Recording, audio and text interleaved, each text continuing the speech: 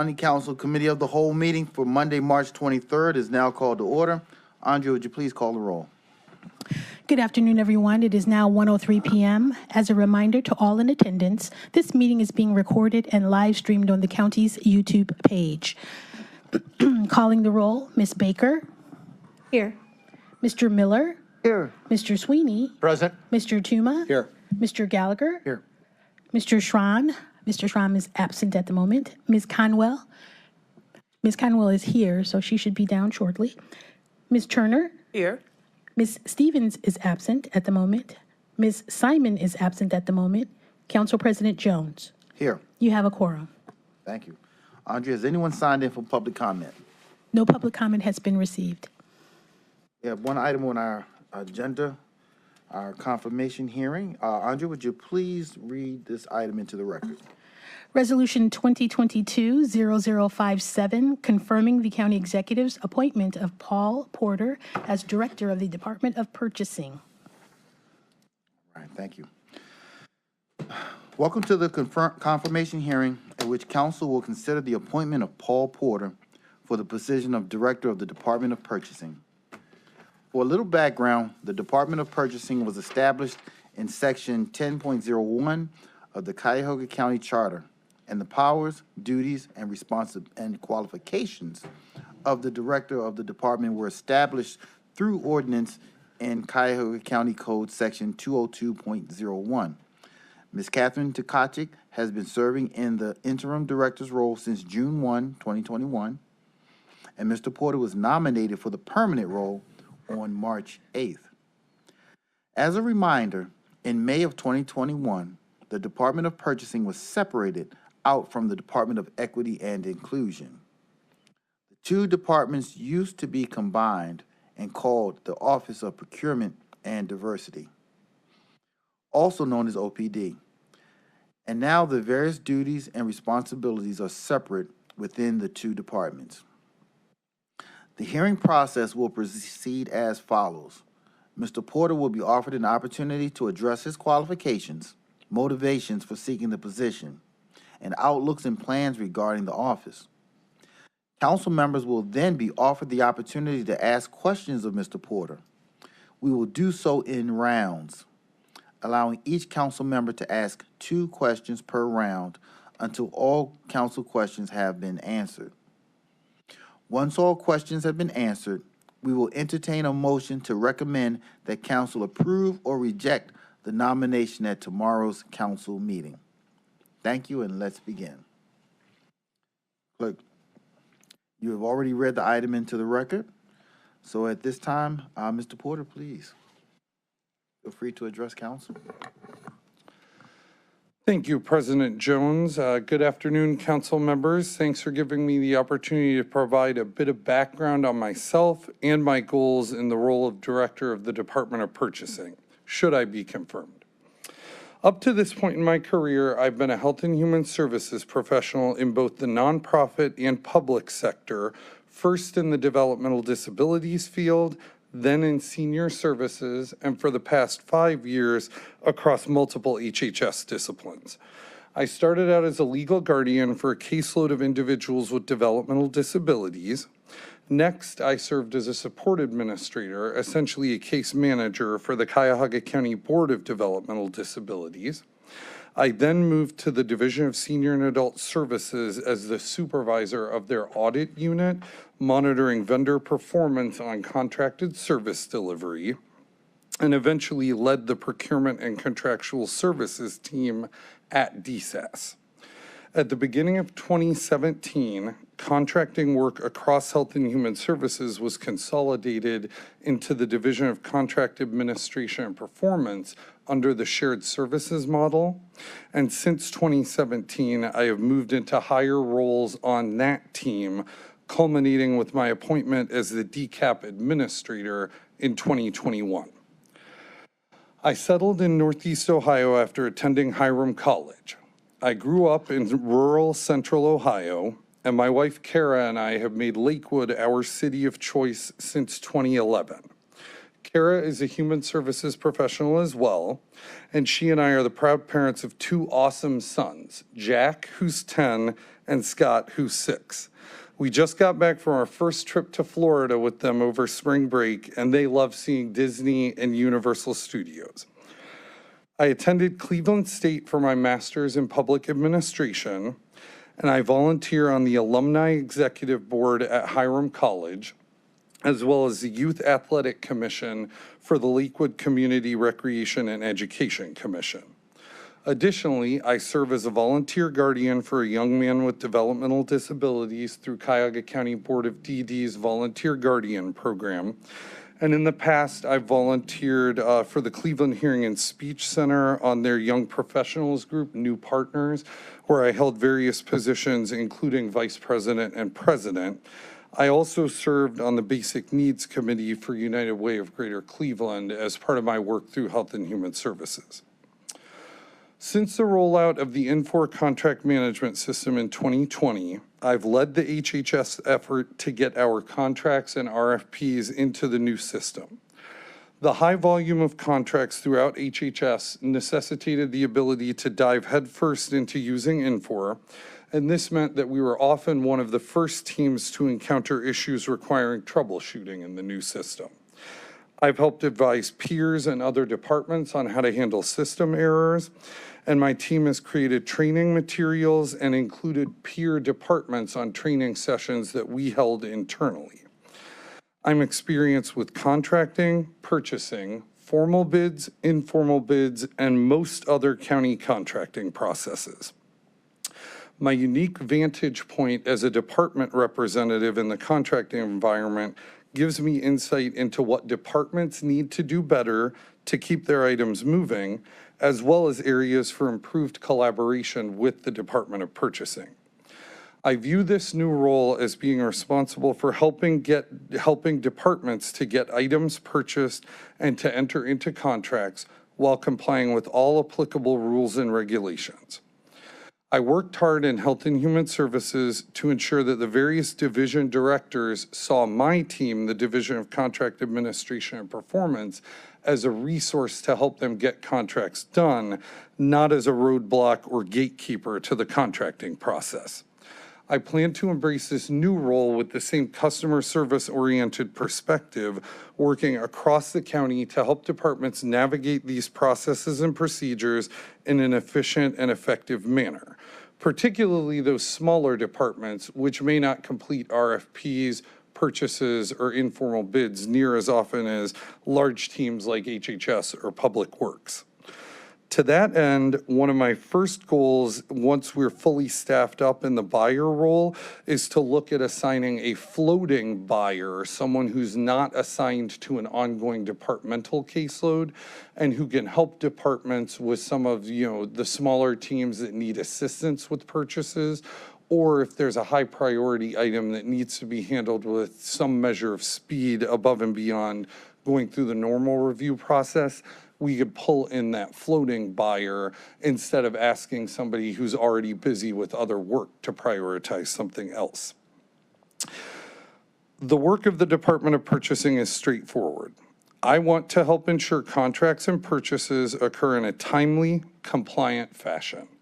I'm happy to answer any questions you may have, and again, council members, thank you for your consideration of my appointment.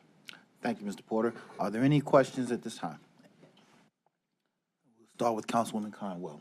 Yeah, through the chair to Mr. Porter, you just spoke about the floater buyer position and that you needed to hire more buyers. How many are you looking to hire? Thank you, Councilwoman. So we have 11 purchasing agent spots right now in the department. That's the position that I referred to as the buyer role. It's technically called purchasing agent. One of those 11 positions is vacant, and there's soon to be another vacancy from a purchasing agent who's being hired for another role within the county. So once we have both of those purchasing agents filled up, I would assign one of them to be a floating buyer. So then we would have 10 purchasing agents that would have their own, kind of caseload of departments, if you will, and one purchasing agent that could be kind of that floating agent. Okay, and I apologize if I missed it by still being upstairs.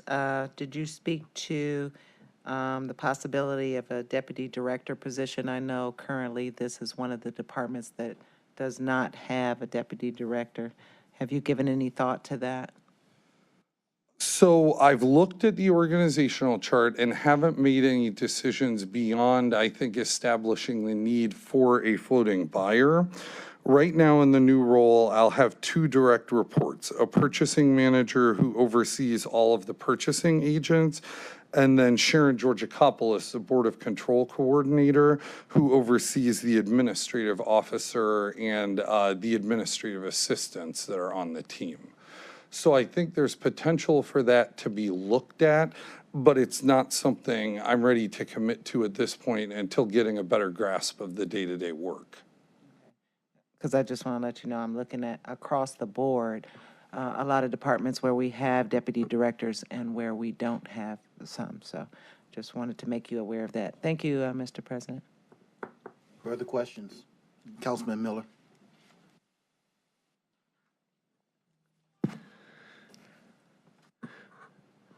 Mr. President, to Director Designee, first of all, congratulations on your recommendation for appointment. It's always good to see experienced and capable people promoted within the organization. I think that's good for morale and for the organization as a whole. My first question is if you could describe what you see as the necessary coordination with diversity and inclusion to achieve the goals in that area. Can you provide some granular explanation of how that interaction works and what the role of purchasing will continue to be in promoting the diversity and inclusion goals? Absolutely. So as Council President Jones mentioned, with the equity and inclusion team being split out of the prior Office of Procurement and Diversity, there is necessarily some division of labor between those two teams now. So I wouldn't want to step on Director Lockett's toes at all as far as like mission creep or encroaching on the work that her team does. However, I think it requires kind of a hand in glove or hand in hand approach with the Department of Purchasing, working with the Department of Equity and Inclusion to ensure that RFPs that go out, which are issued by the Department of Purchasing, have all gone through an evaluation process by the Department of Equity and Inclusion, where they would do kind of the goal setting for targeting, percentages or numbers of vendors that we want to include in those RFPs, whether it's an MBE, a WB, or an SBE, which would target the minority community, woman-owned businesses, or small business enterprises. I know that throughout HHS, many of RFPs, all of them go through that review process, and many of them have started to require, whether it's MBE or WB or SBE, based on the number of registered vendors included for those services in the Department of Equity and Inclusion's registry. So I think there's opportunity for collaboration to make sure when those RFPs are issued that they contain the appropriate goals language, which Lenora's department would handle. I also am interested in seeing what we can do to get more vendors properly registered in our strategic sourcing system, which is part of the ERP system. I know that many vendors were carried over from our old BuySpeed software, and not all vendors, particularly if they haven't had a contract with the county in the past couple of years, may have gone in to update their registration. So for instance, if there's an outdated email address, that vendor may not be getting current notices, particularly for informal opportunities to do business with the county.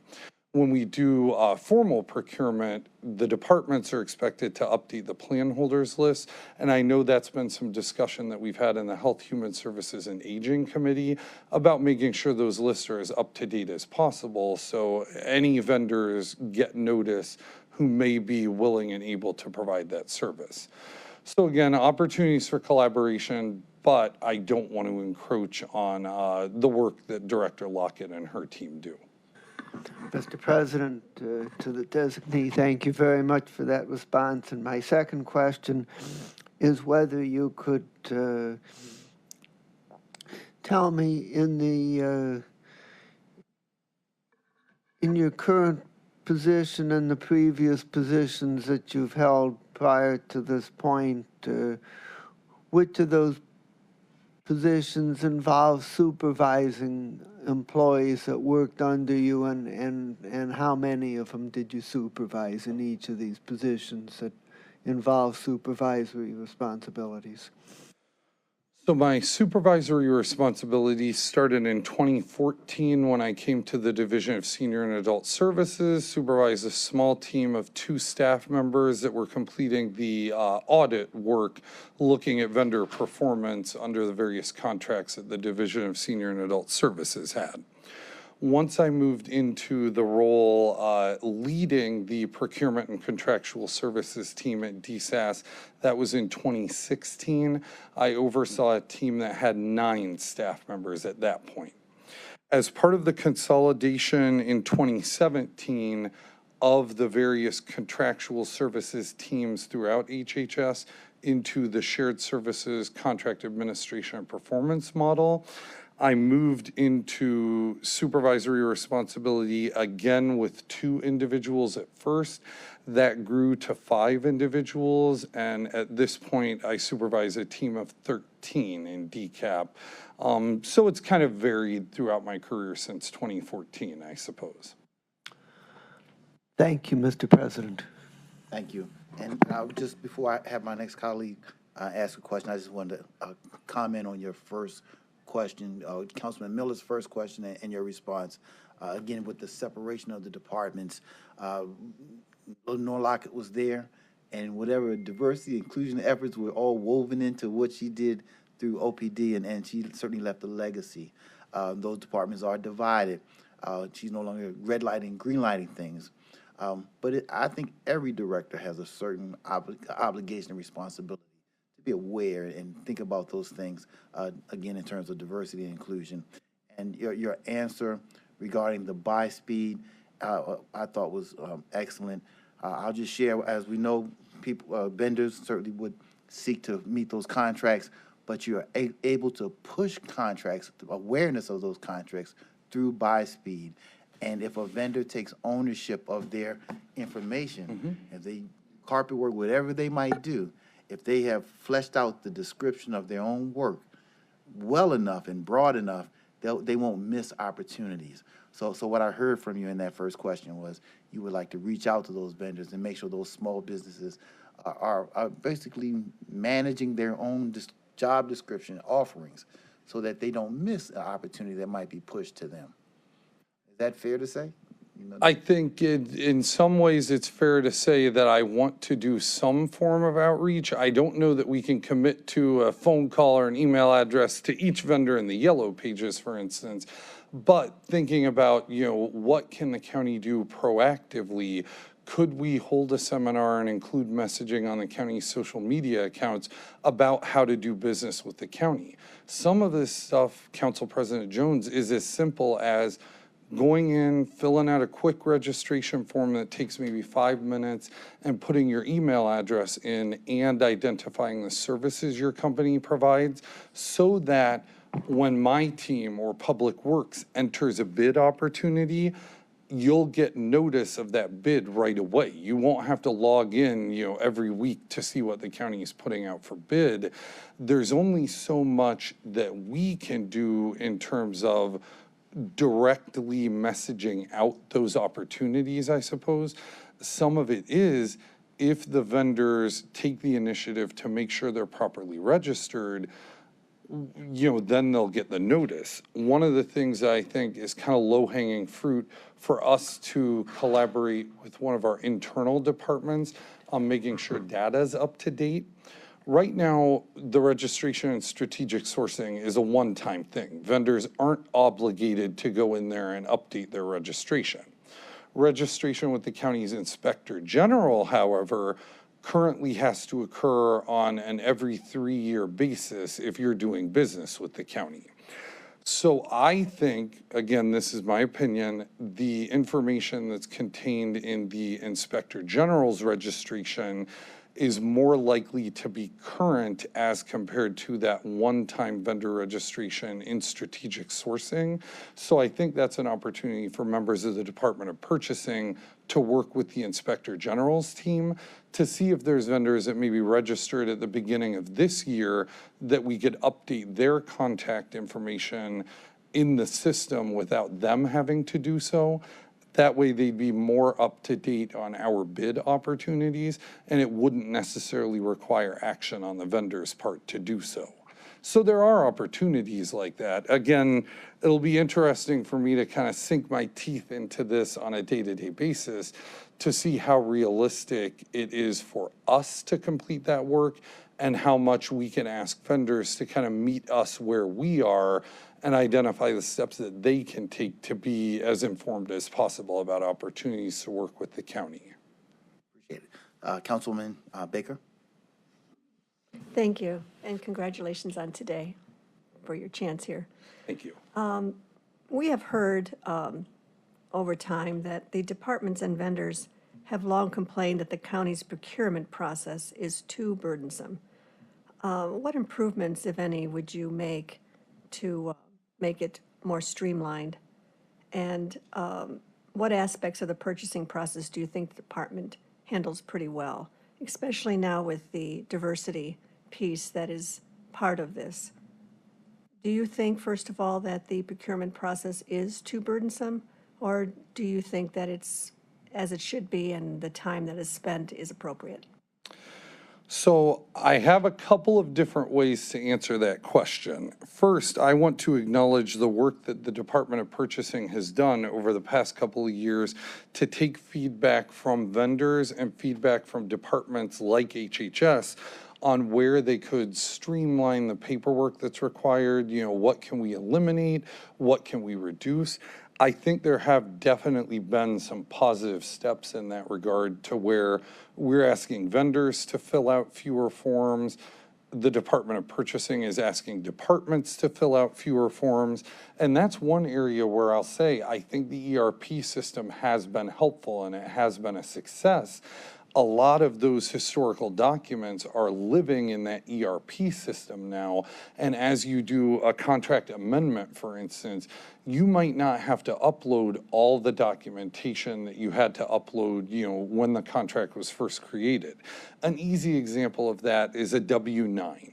We used to require that vendors had to complete a W-9 every year, even if the information was the same, even if their address hadn't changed or their tax ID number. We needed a current one every calendar year. That was burdensome for some of the businesses because oftentimes the person I'm interfacing with to get contract documents is not the person that has anything to do with their W-9 process. That could be somebody in accounts payable, or at a larger organization, it could be somebody at a corporate office.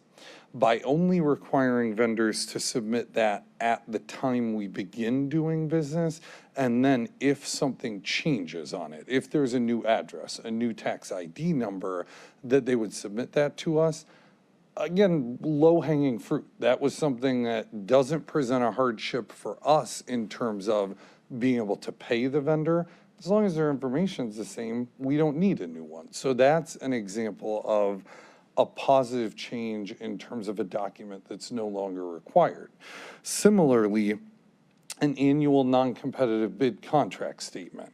That was a form that we were requiring vendors to complete and have notarized, which particularly during the pandemic presented a burden for staff members, at our vendor partners that would have to seek out a notary, and some banks made it harder to get documents notarized when their lobbies were closed during the pandemic.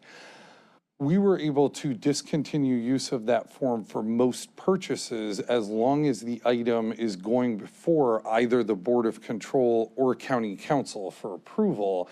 And it's something where, council members or Board of Control members would have the opportunity to inquire about the competitive process that was used, or look into if we were entering into an exemption, using an alternative procurement process. I think that was another positive change that makes life a heck of a lot easier for our vendors, and it's one less piece of paperwork to worry about. Are we ever going to get to a point where vendors are totally happy, the departments are totally happy, and it satisfies everything the Department of Purchasing is going to ask for? I'm not sure. I spoke a little bit about my introduction, or in my introduction, about how my experience as a department representative would inform my outlook in this new role. I do plan to take a look at kind of what's working and what's not working, and listen to my peers at the various departments as problems come up. One thing that vendors and I have seen as a department representative is that insurance requirements are presenting a burden to many of our vendors, particularly as insurance premiums have risen quite a bit during the pandemic. It's a balancing act for some of the big master agreements that HHS recently brought forward. I'm thinking out-of-home care for DCFS and the Community Social Services Program for DSAS. I spent hours on the phone, and members of my team spent hours on the phone with Awata Fasad, Jonathan's colleague in the law department, trying to work through certificate by certificate. The vendor has this much. They're saying that that's all they can afford at the rate that we're paying them. Can we accept it? What level of risk is the county willing to accept? It's not something where we can just wave a wand and fix the problem. Some of it requires, looking at how much are we willing to pay for the services that we're contracting for. It's going to mean our rates have to go up if we're asking vendors to meet insurance requirements that require a much higher premium than what they're used to paying. If I had to look at, what's the trend over the past 12 months, what's causing delays, what's giving headaches, insurance requirements have quickly eclipsed any other paperwork hassles as the number one thing that ends up delaying contracts. We have vendors that are ready and willing to do business with us. We have departments telling my team, DCFS, we want to enter into a contract, get it done. And it's like, we have to wade through kind of those thorny insurance issues. And I know that it's something that the county has faced with our own insurance costs. Costs have risen across the board. So I don't think it's anything that there's an easy fix on, but I think having gone through that on the department side, I'm more likely to be able to help departments navigate those issues when they come up, and then ultimately see what my team can do to help get their items through to county council or the Board of Control quicker. Even acknowledging that everything's not going to be on time if we run into unforeseen delays. That's, that's a good answer. I know it's a balancing act. I do like your answer, the first, about not asking for repeated information when nothing has changed. That's a burden that slows things down, that makes it difficult for our vendors to apply. And I also understand the insurance piece too. So that was a good answer.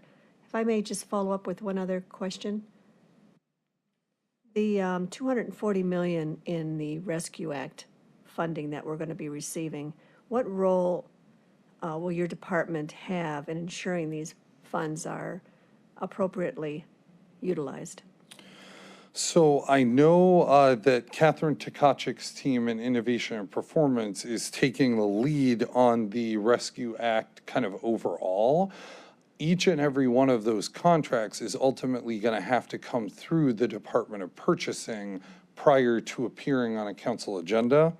I know that, my understanding is my new team will be working closely with the various departments throughout the county and in tandem with Catherine's team to make sure those contracts and, various procurements are handled as efficiently but also in a compliant manner as much as we can. Speaking for HHS, for instance, I know we just issued 2 major RFPs for ARPA funding, one for food insecurity and one for alternative housing. Those are, contracts that went through a standard, thorough, formal procurement process, and ultimately those are going to result in contract awards. Those processes take time. I know that, it's in the interests of council and the executive both to get these contracts in place and put those dollars into the community as efficiently as possible. My commitment is making sure not necessarily that it's just done quickly and that the dollars are out there, but making sure we comply with all applicable regulations. It's great to have those dollars to put into our community, but there are many strings that are attached and, different regulations that we have to follow that may be above and beyond our typical requirements. So I think we just want to make sure the I's are dotted and the T's are crossed. And that's largely where the work of my team will come in reviewing and helping to get the RFPs crafted before those go out. And then ultimately when the awards or contracts come through, that we thoroughly review those prior to their placement on an agenda. So if I may, you are the last set of eyes to look at those contracts before it's presented to us? Sure. So when contracts come in from departments, they're reviewed by one of those purchasing analysts who are assigned, to work with specific departments. So when something leaves my current desk and goes into the ERP system, it ultimately gets reviewed by a purchasing analyst. There's a lengthy checklist of everything that they review, both on the item itself in the ERP system and supporting documentation that's attached in the ERP system. And then it's ultimately routed to the agenda queue for placement and appears before Board of Control and County Council. All right, good. Thank you. Thank you, Chair. Councilman Sweeney? Thank you, Mr. President. Paul, welcome. Thank you. First, thank you for your incredible service. For the time I've been here, all you've been is a hard worker. Has anybody replaced you yet in your new spot from your old spot you're leaving through the chair? Sure. So at this point, Director Merriman is looking at 2 individuals for TWLs or temporary working levels for the role. The reason that a second person's being brought in is because of some of the high priority RFPs and procurements we're doing related to child-specific issues like the short-term emergency childcare RFP to help eliminate kids having to spend the night in the Jane Edna Hunter building. At this point, it's looking like it's going to be Marcos Cortez, who's one of the managers on my team currently, and then Kathleen Johnson, who's on our Family and Children First Council team. Both Kathy and Marcos are accomplished contracting professionals. Those of you on council and the Board of Control have likely seen both of them present items to you. Kathy for FCFC and Marcos for Invest in Children. They've both been doing this type of work for a number of years. I ultimately don't know if that's going to be the permanent direction that Director Merriman will go. His intention is to formally post the position that I'm in now and have, an open application process and, go through the typical personnel review commission process. But that's at least what will happen in the interim. As I mentioned, we've got those 2 big RFPs that just closed for ARPA funding. So the trains continue to roll on time and will continue if I'm able to transition out of this role. Thank you for that answer through the chair. I just see how much work and what an important component of the system of making it work. You're confident the folks that are going to be there interim as well as could be permanent, you'll be there to you have enough time to guide them if they have questions, do you think?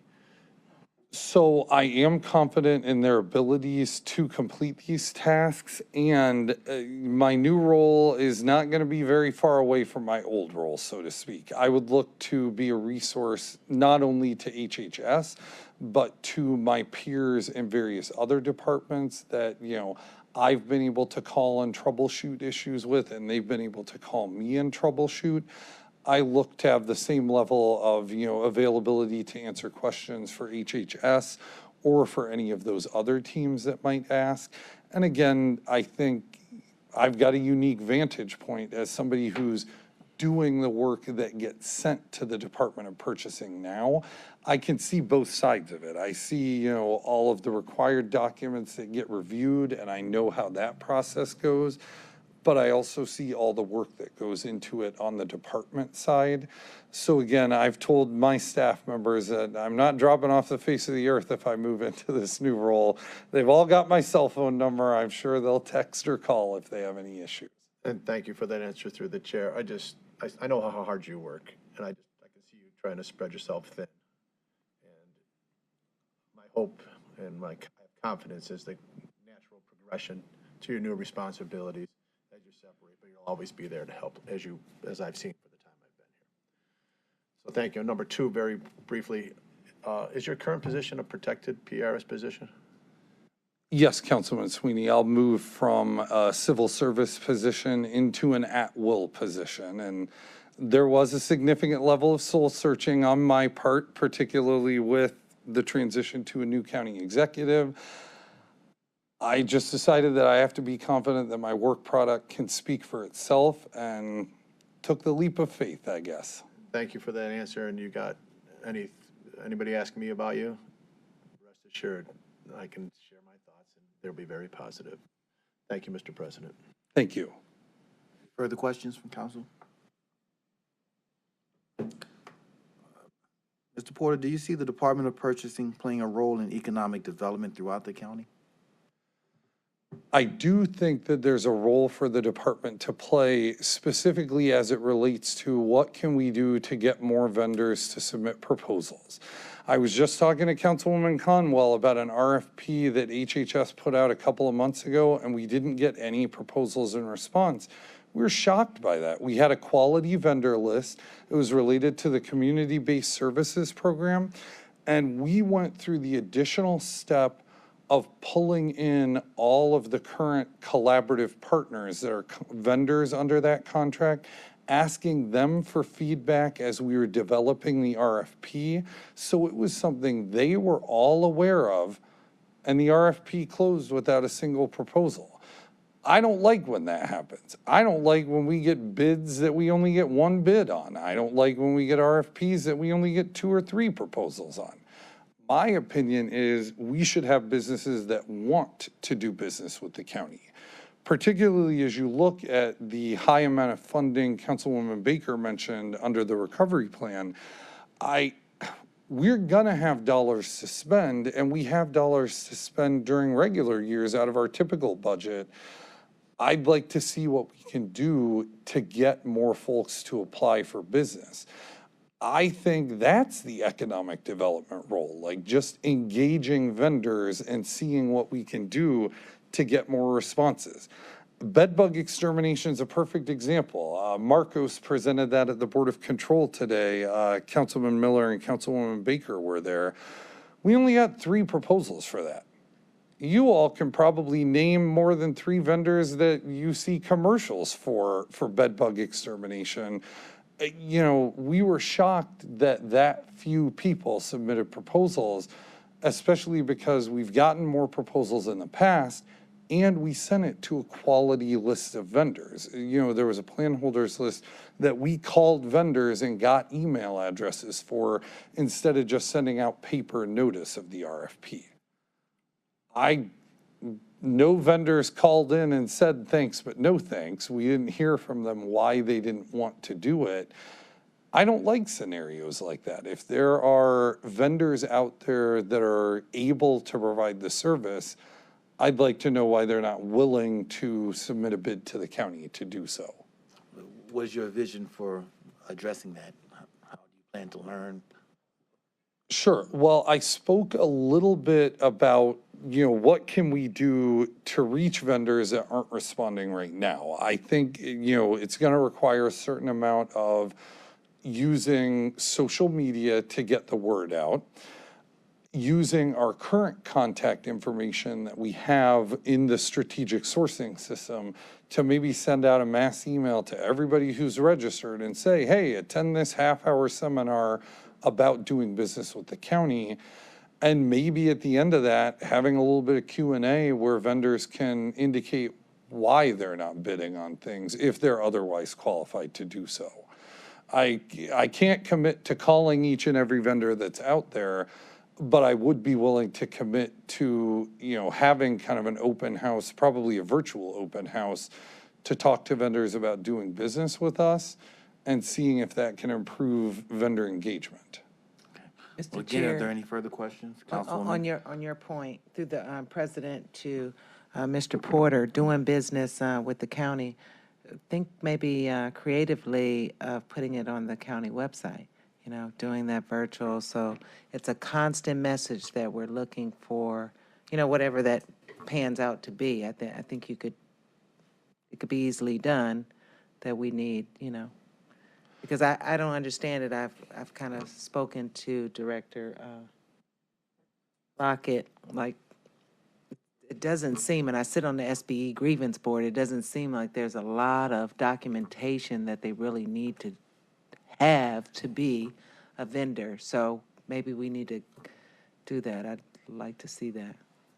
Thank you, Councilman, for sharing your experience about that. I will say, one of the things that the department has done very recently, within the past 6 months or so, is to improve the training materials for vendors for how to navigate the new strategic sourcing system. One of the challenges is, as a department buyer, my current role, the screens look different for a vendor than what they look like for me. So my ability to guide a vendor through the registration process was somewhat hampered by them seeing a different screen than me.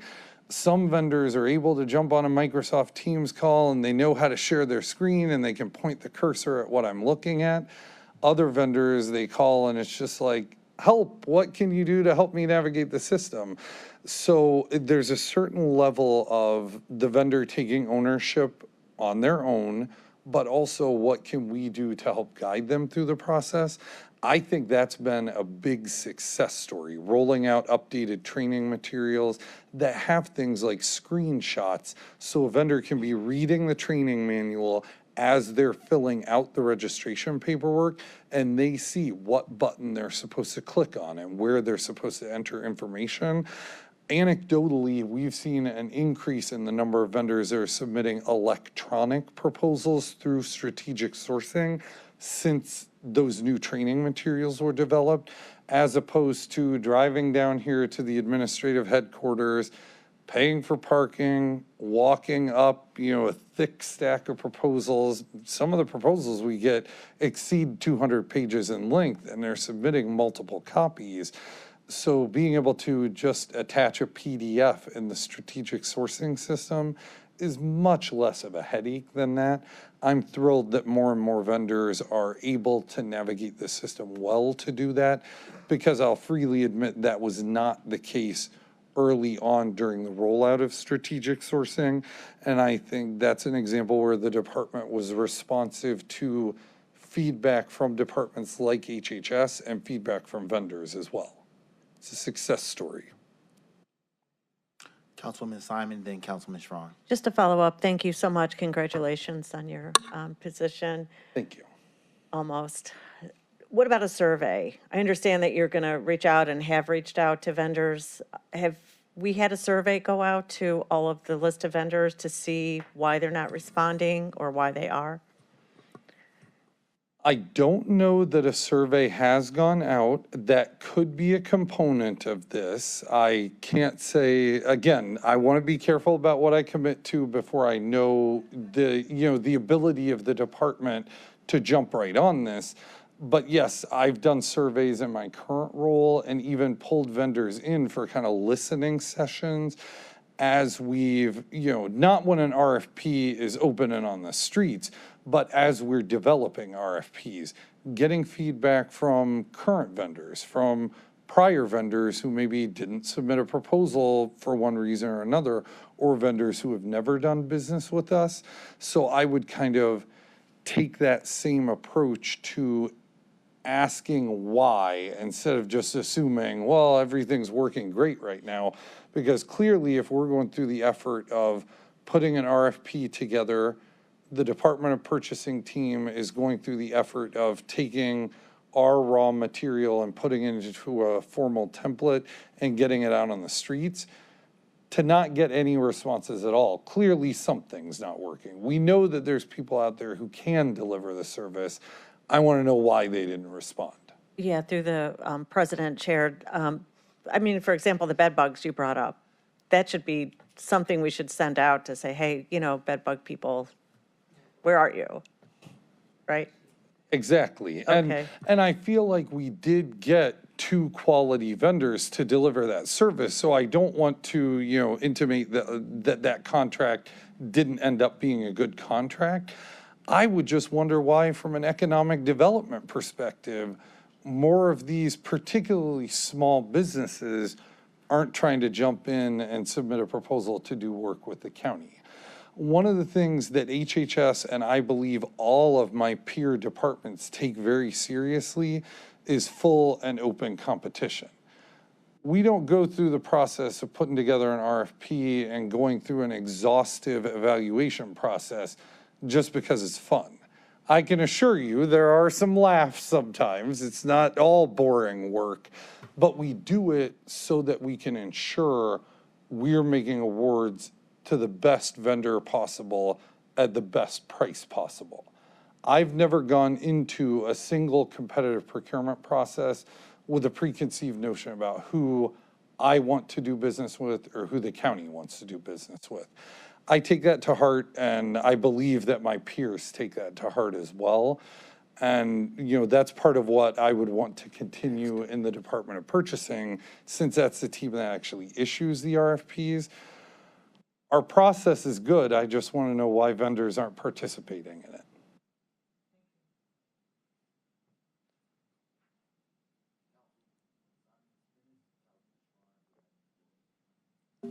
Thank you, Mr. President. Is it possible that the days of the way we do business have changed dramatically because today it's not that you have a piece of business and people are clamoring for it. I can just tell you that's not the case in my business. There is a lack of skills, there's a lack of workforce, and people are electing to choose to do business with supplier 1 versus supplier 2 because there's only so much they can do. People are at capacity or are way beyond capacity, and they might just say, I'm just going to take a pass on the county. Have you thought about that? That is a reflection of what's gone on these last 2 years, that the business as we've known it, just because we have an RFQ on the street, doesn't mean anything in today's going forward in the future. Councilman Schrun, we've heard exactly that from some of our vendors as we've done kind of listening sessions.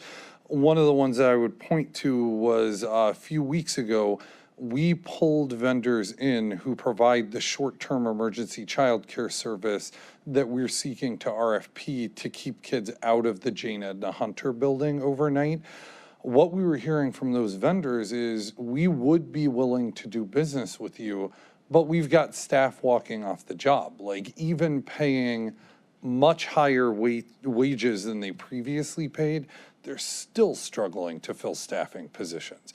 That's an example where, Health and Human Services, the county executive have committed to doing what it takes budget-wise to keeping kids out of that building.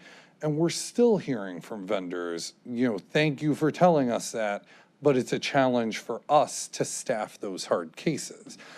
My response to that was, what we do right now is pay an hourly rate or a daily rate rather. It costs X hundred number of dollars per day per child for these services. That can be great if the bed's occupied and we're paying that rate for a child to be in the bed. Some of the vendors have a bed hold rate that's lower than that, so it doesn't pay their operating costs if they're including staff.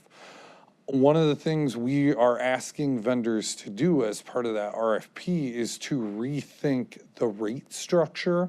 So instead of giving us a daily rate, which is what they're used to, what if they proposed an overall budget to deliver the services so that they could guarantee X number of employees and that the county's payments to them would be based not necessarily on a particular child being in that bed that night, but being able to fund that bed being in operation whenever the county needs it. Again, it's just a matter of trying to be responsive to the challenges. These are hard issues, you know, and I'm certainly sympathetic to what vendors go through. So I didn't mean to state that this was all just a vendor problem. What I'm trying to get at is I want to know more of the why, and then I've been open in my current role and would consider myself open in this new role to adjusting my perspective or, you know, my process as a result of feedback from vendors.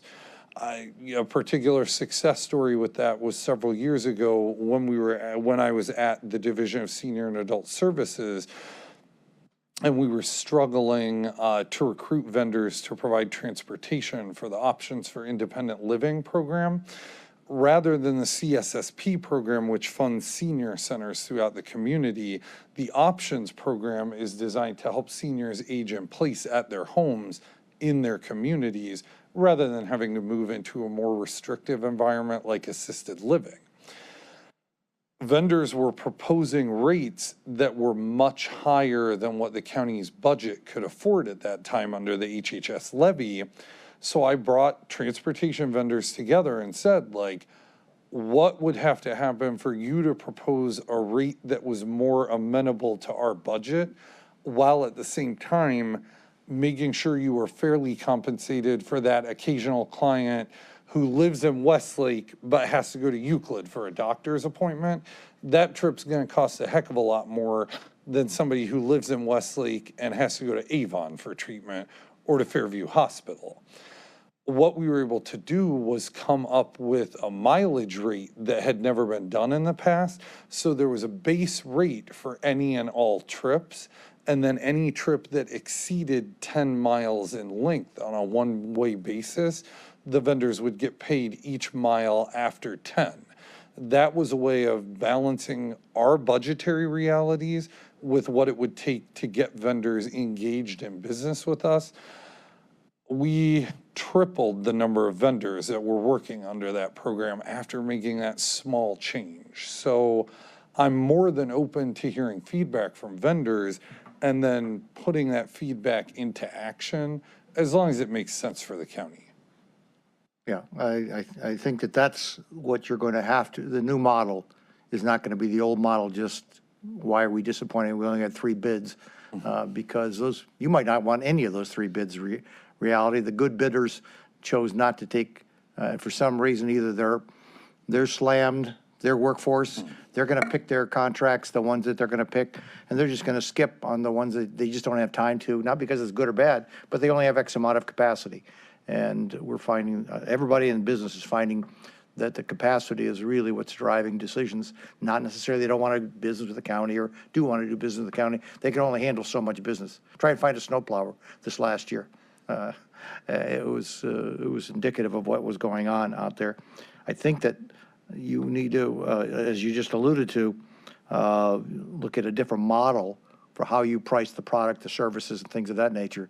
I think that is really, this is a chance to get really creative, I think, because I think the old school of RFPs and RFQs might be an old school that maybe we're not going to see working effectively in the future. We're not going to get these 20 bids and going to pick it out. You're going to be lucky if you get any. So that when that happens, we're not necessarily probably going to get the best bidders, the taxpayers are not going to get the best bang for their buck. So we probably are going to have to go out and procure on the outreach side as opposed to the sit back and hope people come in and bid. And it's a whole different way. It's trying to find people is the same thing. You're going to have to sell the advantage of doing the business with the county, not wish that people would kind of say, gee whiz, here's our money, come get it. It's not going to, I think those days are gone. Councilman, if I could share a little bit more about my experience and adjustments that I've tried to make where possible to make it easier for vendors to do business with the county.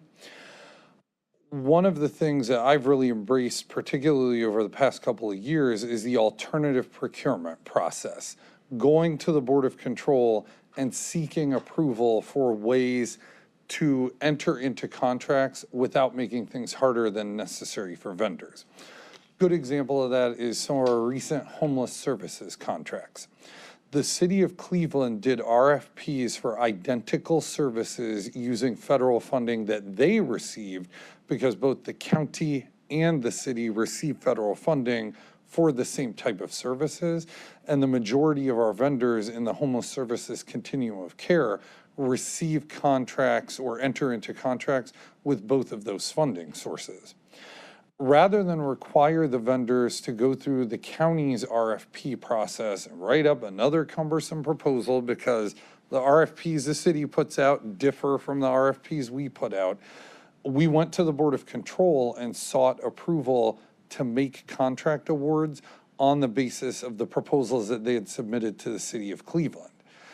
It took a little bit of paperwork to get the alternative procurement approved, but it was something that was a defensible process. We were able to point to proposals that the vendor had submitted just 12 months prior and show that the services were identical, and we got approval to enter into those agreements without requiring substantially more work on the part of the vendor.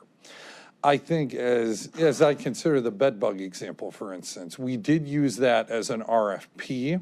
I think there's an opportunity if we didn't want to do something like an RFP, going through more of a simple bid process where the vendor wouldn't have to fill out as much paperwork and describe their processes, because we can generally assume bed bug extermination looks similar, not identical from vendor to vendor.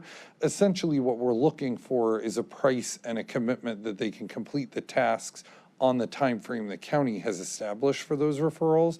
So I think maybe that's an opportunity where if, you know, the paperwork burden were a little less cumbersome, maybe we'd get more applicants. So that's something that I'd be open to looking at what we're putting out there and seeing, is this the best type of procurement document to put out?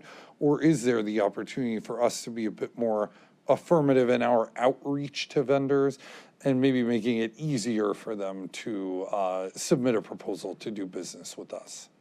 I think the days of hoping people respond to us versus doing almost like an outreach, like as you alluded to, almost like a recruiter recruits staff nowadays. I think that you're gonna flip the model and be prepared when the media says, "Oh, you're picking winners and losers," and the answer is, yeah, we have to try to do that. We have to get people to participate, because you're still going to get a competitive if you go out and get 3 different folks to go out and reach out there and talk to them. So you might find that outreach. And we might want to make sure the legal is on board, that they understand.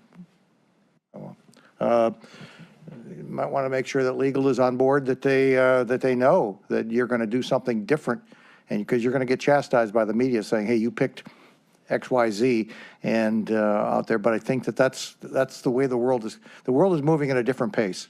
You're going to have to sell the value of your contract, ironically, as opposed to just saying it's a piece of paper, we're going to pay you money. Thanks. Those are my Councilman thoughts. Turner? Thank you, Mr. President. You done? Okay. Thank you, Mr. President. Mr. Porter, hello again. You had mentioned your purchasing team, and I first want to congratulate you in this new role. Thank you. And as I'm still trying to navigate through this process, and I'm taking in a lot of information, can you help me understand better the organizational chart of your department? What is the reporting structure? Who do you report to? And do you hire your own staff? Absolutely. So in terms of who I report to, I'll try and package the question. So I will report to the fiscal officer, Mike Chambers, in the new role. I have 2 direct reports, a purchasing manager who supervises all 11 of the purchasing agents. And as I mentioned, there's 1 vacancy right now and there's soon to be another vacancy. Those agents are each assigned to a number of departments where they help process the purchases and contracts for those specific departments. On the other side, the Board of Control Coordinator, Sharon Georgakopoulos, supervises an administrative team who helps out with a lot of the day-to-day paperwork requirements of everything that goes through the Department of Purchasing. And that includes Jennifer Howard, an administrative officer, as well as 5 administrative assistants. So that's kind of a snapshot of the organizational chart, what those folks do, and who I report to. Our team gets to hire their own staff members. And kind of my working style has been, particularly in my current role, where I have 5 direct reports, 4 managers and 1 admin. I largely let those managers decide on the hiring for folks that will report to them. I do like to be involved in the interview process, particularly if we go through 2 sets of interviews. I might sit in on the second round of interviews, but I believe if I've got people in leadership roles, they should be empowered to largely make their own decisions about staff members. I just like to, be involved with the process and kind of see those folks before the final determination's made. I would like to take the same perspective to the new role. Thank you. You always give the best presentations. I understand everything you say. Thank you. Thank you. I appreciate that. Any further questions? All right, if there are no further questions, I'll entertain a motion. Is there a motion, in fact, to bring to the full council under second reading suspension? So move. Second, Simon. Been properly moved and seconded. All in favor, say aye. Aye. Ayes have it.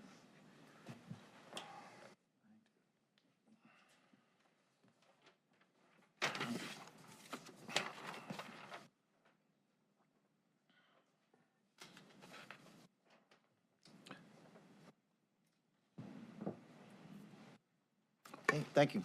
Thank you very much. All right. This time,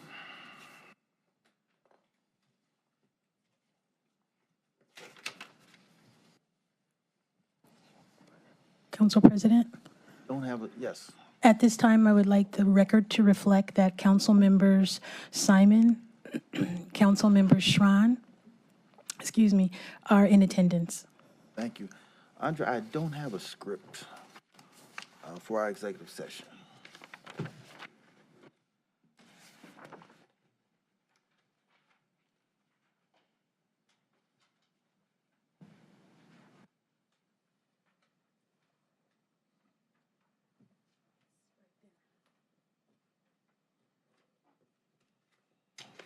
Okay. Wasn't there a second ago. Thank you. Thank you, Andrea. says when their wife points something out to them. Thank you very much, Andrea. All right. All meetings of the Cuyahoga County Council are open to the public under the Ohio Open Meetings laws. Under that law, council may go into executive session during a meeting for specifically authorized purposes. During executive session, council confers outside of the hearing of the public. Council may not make any decisions about any matters in executive session. All decisions are made in public. This afternoon, the council will go into executive session to discuss an appointment of a public employee. During this time, our live stream will be down, and we ask all those not specifically needed for the executive session to remain in council chambers. Council members will convene in the adjacent Committee Room A and will re-enter the meeting once the executive session has ended. Is there a motion to go into executive session for the purposes of discussing an appointment of a public employee? So moved. Second. Conwell. Probably moved and seconded. Clerk, please call the roll on the motion to go into executive session. Ms. Baker? Mr. Miller? Yes. Mr. Sweeney? Mr. Tuma? Yes. Mr. Gallagher? Mr. Schron? Yes. Ms. Conwell? Yes. Ms. Turner? Yes. Ms. Stevens is absent. Ms. Simon? Yes. Council President Jones? Yes. The motion carries. All right, we will adjourn the meeting for an executive session.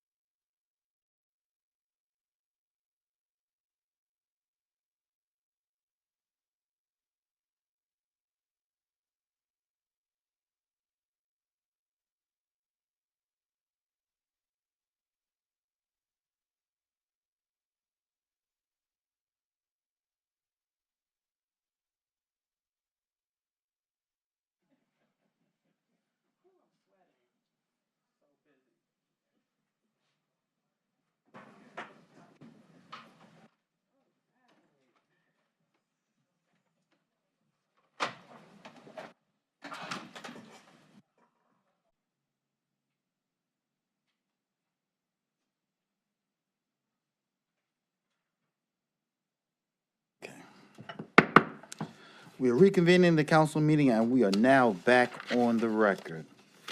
Right. Is there any miscellaneous business? If not, if nothing else